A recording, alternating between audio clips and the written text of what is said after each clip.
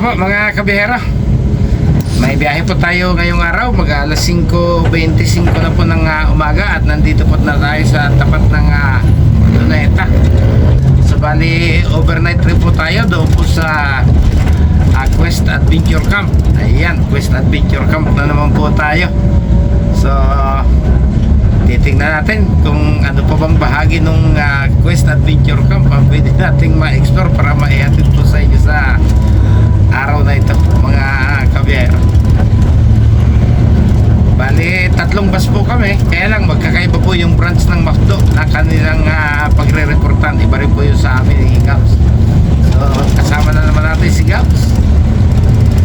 Malapit na yung pasukan at hindi na siya ulit makakasama sa oras na nag-opening po yung klase mga kabiyero. So nasa kahabaan pa rin po tayo ng Rojas Boulevard. Mag-u-turn po tayo sa Buendia para makarating po tayo doon sa may bahagi po ng Top Avenue.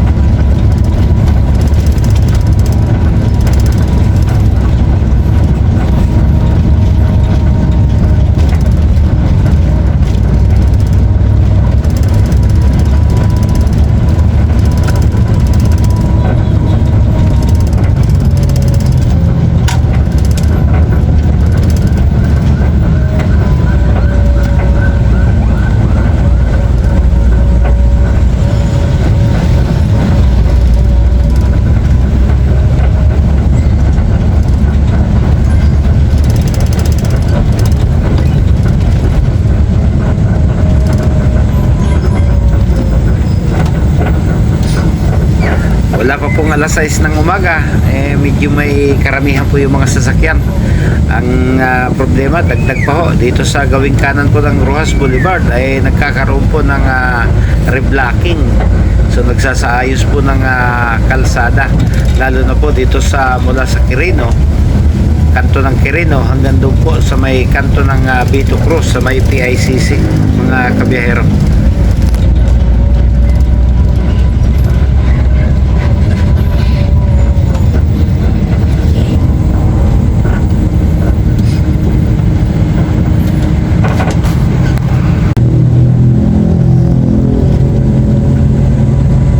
Nasa service road na po tayo ng patungo ng Buendia mga kabihero. Yung po nasa gawing kaliwa, yun po yung papakit ng flyover. Pero tayo po, kailangan mag-u-turn po dito sa tapat ng World Trade Center.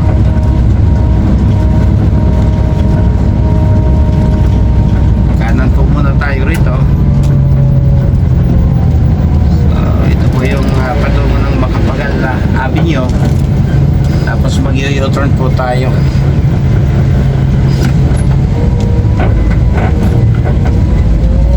Ayun.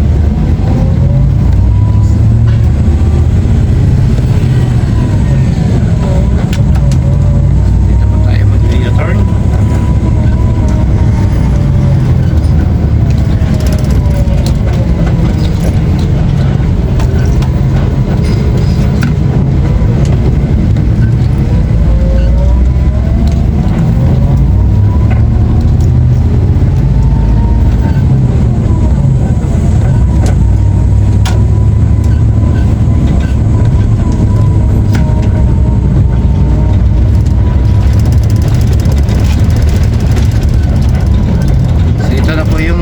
Buendia na sa ngayon po ay tinatawag na Hilpuyat mga kabihero. Ito po yung tumatagos doon sa Makati patungo ng EDSA. So ano nangyari dito? Nasa gitna.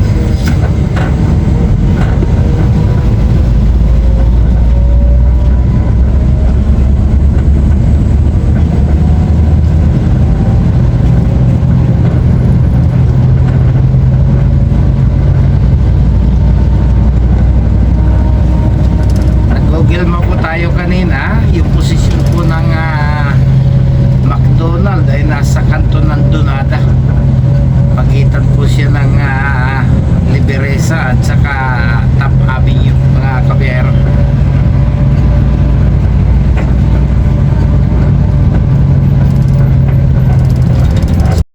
Okay mga kabiyero, mula po dito sa ating kinalalagyan ay natatanaw na po natin sa ating gawing kaliwa yung pwesto po ng McDonald.